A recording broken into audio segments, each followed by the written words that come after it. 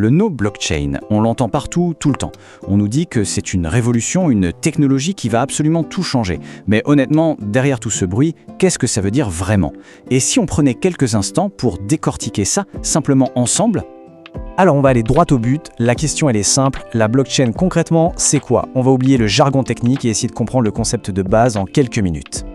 Pour faire ultra simple, la blockchain, c'est une technologie qui permet d'échanger des informations de manière super sécurisée et transparente, mais sans avoir besoin d'un intermédiaire, comme une banque par exemple. L'image qui marche le mieux, c'est celle d'un immense livre de compte numérique. Sauf que ce livre, au lieu d'être gardé précieusement dans un seul endroit, il est copié et partagé entre des milliers d'ordinateurs partout dans le monde. Ok, ça peut sembler un peu abstrait comme ça, mais en réalité, tout repose sur deux grands principes, deux piliers qui sont étonnamment simples à comprendre. Une fois qu'on a saisi ces deux idées, toute la logique de la blockchain devient beaucoup plus claire. On regarde ça? D'un côté, on a la cryptographie. C'est en gros la science du secret, l'art de coder des messages pour que personne ne puisse les lire ou les modifier. De l'autre côté, on a ce fameux registre distribué, notre livre de compte partagé. Le vrai coup de génie de la blockchain, ça a été de fusionner les deux. Créer un livre de compte que tout le monde peut consulter, mais que personne, absolument personne, ne peut falsifier grâce à la cryptographie. Bon, d'accord, on a les ingrédients de base, mais comment la machine tourne en pratique? Pour bien le visualiser, on va oublier l'informatique juste un instant et utiliser une petite analogie, une image toute simple. Imaginez un peu la scène, un vieux restaurateur à la fin de la journée, qui prend toutes ses additions en papier et qui les empale une par une sur un grand pic en métal. Eh bien, chaque addition, c'est un groupe de transactions. C'est ce qu'on appelle un bloc.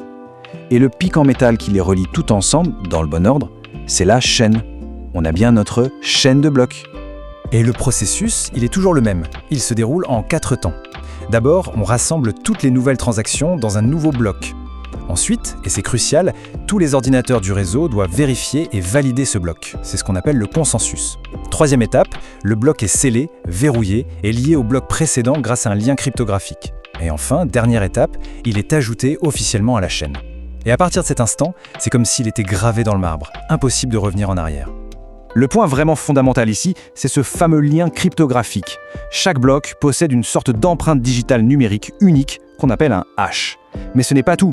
Le hash d'un nouveau bloc dépend directement du hash du bloc qui le précède. Du coup, si un petit malin essayait de modifier une vieille transaction dans un ancien bloc, son hash changerait et ça briserait toute la chaîne qui suit. C'est ce mécanisme qui rend la blockchain si incroyablement sûre. Donc, on a bien compris, la blockchain, c'est un registre de données impossible à falsifier. C'est déjà énorme, mais son potentiel va bien au-delà. Une deuxième génération de blockchain, dont la plus connue est Ethereum, a ajouté une fonctionnalité qui change tout. La capacité d'exécuter de petits programmes, des bouts de code, directement sur la chaîne. Et ces petits programmes, on les appelle des contrats intelligents, ou smart contracts. Leur logique est toute bête, elle est basée sur des conditions du type si, alors. Prenons un exemple très concret, une assurance pour un billet de train. Le contrat intelligent pourrait dire si les données du réseau ferroviaire indiquent que le train a plus de 2 heures de retard, alors le billet est remboursé automatiquement sur le compte du voyageur.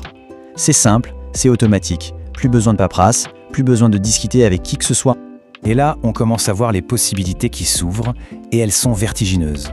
Pensez à des transferts d'argent à l'international qui seraient quasi instantanés et avec des frais minuscules. Une chaîne logistique où on pourrait suivre un produit à la trace, du champ jusqu'à l'assiette. Des dossiers médicaux ultra sécurisés, des assurances qui s'activent toutes seules, et même pourquoi pas des systèmes de vote en ligne totalement incorrompibles. Le champ des possibles est juste immense. Le potentiel est là, c'est indéniable. Mais il faut rester lucide. La technologie est encore jeune et elle se heurte à des défis vraiment énormes qui aujourd'hui freinent encore son adoption à grande échelle. Le premier gros obstacle, c'est la vitesse, ce qu'on appelle la scalabilité. Et ce graphique, il est sans appel. Bitcoin, c'est environ 7 transactions par seconde. Ethereum, une vingtaine. Et en comparaison, le réseau de paiement classique Visa, c'est jusqu'à 24 000. L'écart est juste colossal. On n'est pas du tout dans le même ordre de grandeur. Le deuxième problème, et il est de taille, c'est la consommation d'énergie. Le mécanisme de validation utilisé par Bitcoin, qu'on appelle la preuve de travail, est un gouffre énergétique. Pour qu'on se rende compte, le réseau Bitcoin, à lui tout seul, consomme chaque année autant d'électricité qu'un pays entier comme le Danemark. C'est un coût environnemental et financier gigantesque. Donc si on résume un peu les obstacles, une consommation d'énergie complètement folle pour certaines blockchains, une complexité technique qui rebute encore beaucoup de monde, la volatilité extrême des crypto-monnaies qui y sont liées, et des frais de transaction qui rendent encore impossible de payer son café en Bitcoin. La route est donc encore longue avant une adoption massive.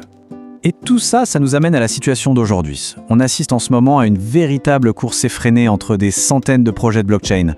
L'objectif ultime, résoudre le grand puzzle, ce qu'on appelle le triangle de la blockchain. Réussir à créer un système qui soit à la fois ultra rapide, complètement décentralisé et parfaitement sécurisé. Le tout, bien sûr, en étant économe en énergie. La grande question reste donc ouverte. Qui va gagner cette course et réussir à construire cette blockchain parfaite? L'avenir de toute cette technologie en dépend.